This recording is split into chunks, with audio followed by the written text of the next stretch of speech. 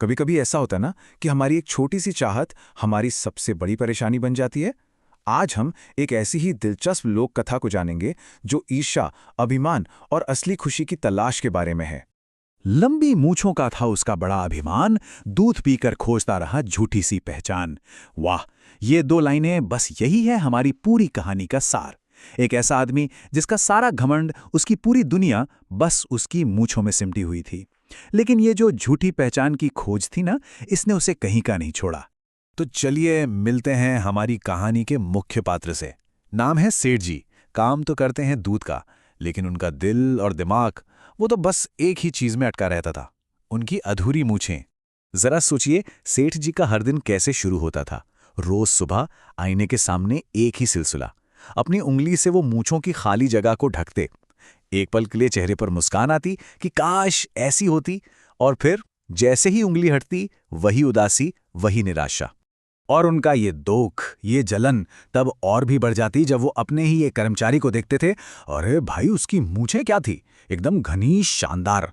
बस सेठ जी से ये देखा नहीं जाता था, और इसी जलन में वो उसके साथ बुरा सुलूक करने से भी बाज नहीं आते थे। कहते हैं ना, जब इंसान किसी चीज के लिए बहुत बेताब हो तो वो आसानी से धोखे का शिकार हो जाता है, और सेठ जी के साथ भी बस यही हुआ। और यही कहानी में एंट्री होती है मनोहर की। एक नंबर का चालाक आदमी। उसने सेठ जी की दुखती रग पकड़ ली। अपनी शानदार मूंछों पर ताव देते हुए उसने सेठ जी को यकीन दिला दिया कि भाई, ये सब कमाल तो दूध का है। लेकिन कितना दूध? 1 गिलास, 2 गिलास? नहीं, पूरे 4 लीटर रोज। अब ये तो सरासर बेतुकी बात थी, है ना? पर हमारे सेठ जी, वो तो इतने बेताब थे कि उन्होंने इसी को अपनी जिंदगी का हल मान लिया। तो बस शुरू हो गया सेठ जी का रात का इम्तिहान। हर रात एक जंग, अपने ही साथ। सोचिए, अपनी झूठी शान के लिए वो जबरदस्ती 4-4 लीटर दूध गटक जाते थे। कितना मुश्किल, कितना अजीब रहा होगा ये सब। और फिर वो पल आया जिसने सेठ जी का दिल तोड़ दिया। उन्होंने मनोहर और कुछ गांव वालों को सुना। वो सब उनका मजाक उड़ा रहे थे, हंस रहे थे कि देखो, इसे लगता है दूध पीने से मूछें उगती हैं। तब सेठ जी को एहसास हुआ कि उनके साथ कितना बड़ा धोखा हुआ है, और वो सबके सामने तमाशा बन गए हैं। जब इंसान पूरी तरह टूट जाता है ना, तो कभी कभी कुछ अजीब होता है। कहानी में भी एक ऐसा ही जादुई मोड़ आता है। सेठ जी की जो सबसे बड़ी ख्वाहिश थी, वो पूरी तो हुई, लेकिन ऐसे कि उन्होंने सपने में भी नहीं सोचा होगा। तो क्या सच में कायनात ने उनकी वो दर्द भरी आवाज सुन ली थी? कौन जाने। पर उस रात की निराशा के बाद जो सुबह हुई, वो अपने साथ एक चमत्कार लेकर आई। सेठ जी की आंख खुली, और उन्होंने जो देखा उस पर यकीन करना मुश्किल था। उनकी मूछें, अरे वो तो रातों रात इतनी लंबी, इतनी घनी हो गईं कि जमीन को छू रही थी। पहले तो सेठ जी की खुशी का ठिकाना नहीं रहा। गर्व से उनका सीना चौड़ा हो गया। लेकिन कहते हैं ना, हर चमकती चीज सोना नहीं होती। जिस सपने के लिए वो मरे जा रहे थे, वही सपना अब एक भयानक हकीकत बन गया था। उनकी ये जादुई मूछें अब उनके लिए मुसीबत बन चुकी थीं। कभी दूध में डूब जातीं, तो कभी चलते हुए पैरों में उलझ जातीं। और हद तो तब हो गई जब उन्हें एक डरावनी सच्चाई पता चली। वो इन मूछों से पीछा छुड़ा ही नहीं सकते थे। जैसे ही वो कैंची से उन्हें काटते, वो पलक झपकते ही वापस उतनी ही लंबी हो जाती। ये कोई वरदान नहीं था, ये तो एक जाल था, एक श्राप था। तो अब देखिए, जिस चीज पर सेठ जी इतना इतरा रहे थे, वही चीज कैसे उनकी बर्बादी की वजह बनती है। एक दिन एक ग्राहक ने शिकायत की, आज लक्ष्मण के दूध में बाल निकला है।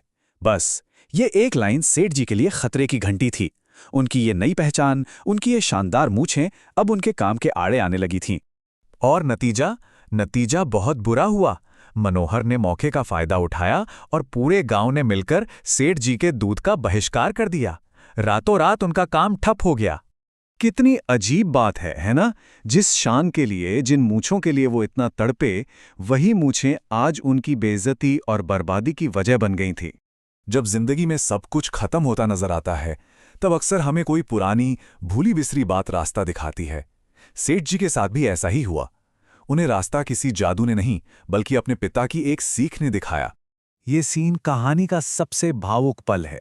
सेठ जी पूरी तरह से हार चुके हैं, अपने पिता की तस्वीर के सामने रो रहे हैं, और उनकी वो जादुई मूछें, वो उन्हें एक सांप की तरह जकड़ती जा रही हैं। वो मदद के लिए अपने पिता को पुकार रहे हैं। और तभी उस अंधेरे में उन्हें एक रोशनी दिखती है। बचपन की एक याद। उनके पिता कह रहे हैं, बेटा जो तुम्हारे पास है जैसा भी है उसे प्यार से अपनाओ, एक अच्छा इंसान वही होता है। बस यही थी वो सीख जो इस पूरी कहानी का दिल है। तो इस सीख के बाद सेठ जी का क्या हुआ? चलिए देखते हैं कि कैसे उन्हें असली सम्मान और मन की शांति मिली।